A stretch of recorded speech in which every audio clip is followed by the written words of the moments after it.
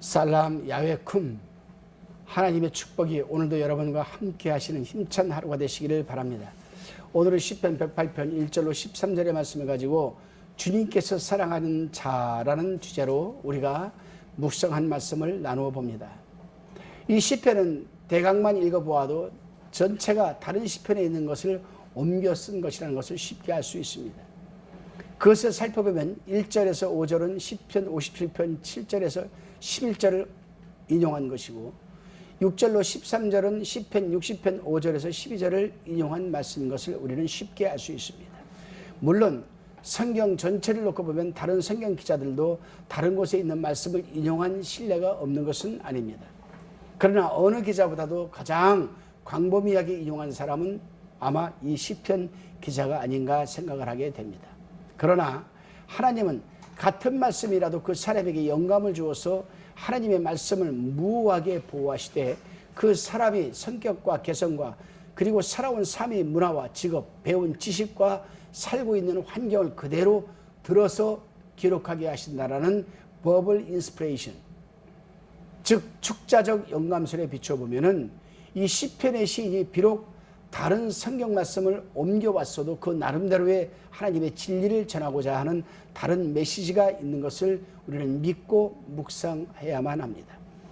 이 시편은 하나님께서 이스라엘 백성들에게 언약의 땅을 주시고 또한 그 인접한 나라를 통치하게 하시겠다는 언약을 바탕으로 해서 현재 이스라엘 백성들이 원수들에게 당하고 있는 압제에서 구원해달라고 호소하는 그런 내용입니다. 이제 1절로 5절까지의 말씀을 살펴봅니다.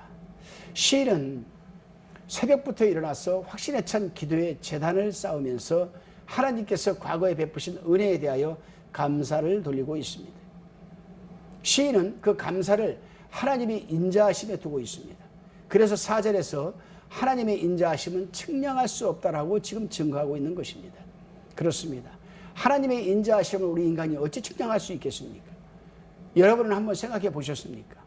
독생자 예수 그리스도를 나 대신 십자가에 달려 돌아가게 하시고 그 대신 나의 모든 과거와 현재와 미래에 지을 모든 그 죄까지 도말하시고 죄사함의 구속과 은혜를 또 구속을 베풀어 주신 그 은혜를 측량할 수 있겠습니까? 여러분 같으면 하나밖에 없는 독생자를 십자가에 내어주고 다른 사람을 구원하겠다고 나설 수 있는 사람이 있겠습니까?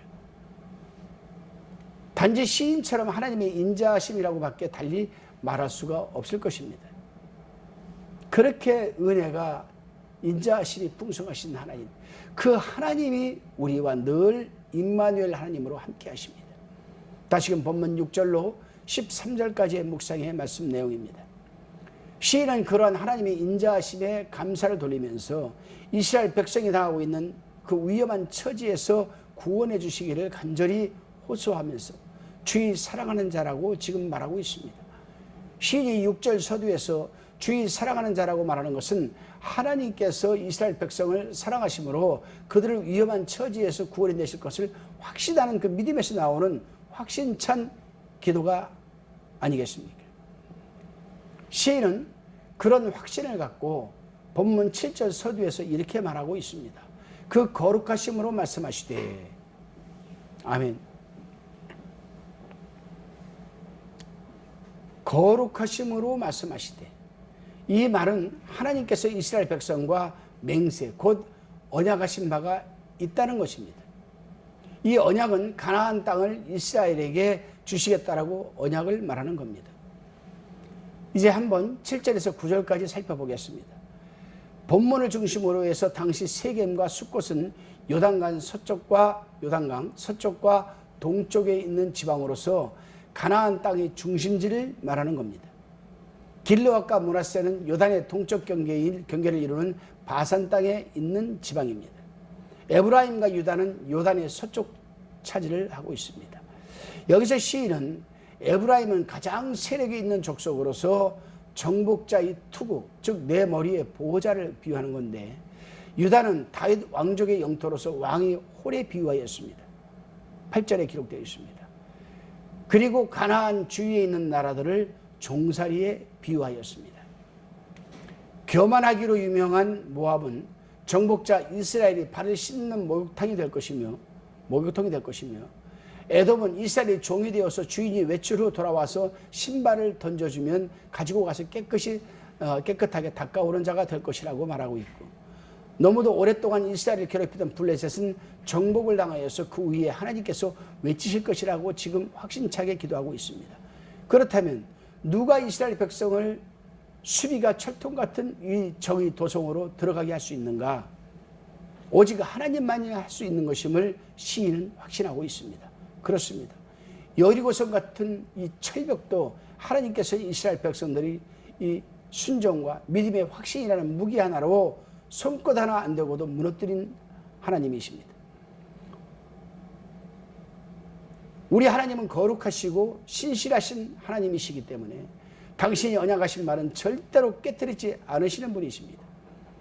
1년이 지나도 10년이 지나도 100년, 1000년이 지나도 반드시 당신이 언약하신 바는 약속은 지키시는 분이 하나님이십니다. 중요한 것은 하나님의 말씀에 근거를 두고 오직 순종과 하나님이 믿는 믿음의 확신입니다. 믿음은 바라는 것들의 실상이요 보지 못하는 것들의 증거라고 히브리서 11장 1절에서 말하고 있지 않습니까? 여러분은 그런 하나님께 기도를 드리면서 자신이 주의 사랑하는 자라고 확신 있게 기도를 드릴 수 있습니까? 저나 여러분이나 모두가 주의 사랑하는 자가 되기를 주님의 이름으로 소망해 봅니다. 기도 드리시겠습니다. 주님, 하나님의 인자하심을 우리가 어찌할 수 있겠습니까? 단지 하나님의 이 언약, 즉 약속은 진리이기에 영원토록 변함이 없고 때가 되면 반드시 성취시키시는 분이심을 믿습니다. 인간이 눈을 볼 때 도저히 엄두도 되지 못하는 상황에서도 하나님의 말씀에 절대 순종하여 하나님의 일하심을 믿게 하소서. 믿사옵고 감사드리오며 예수님의 이름으로 기도드리옵나이다. 아멘.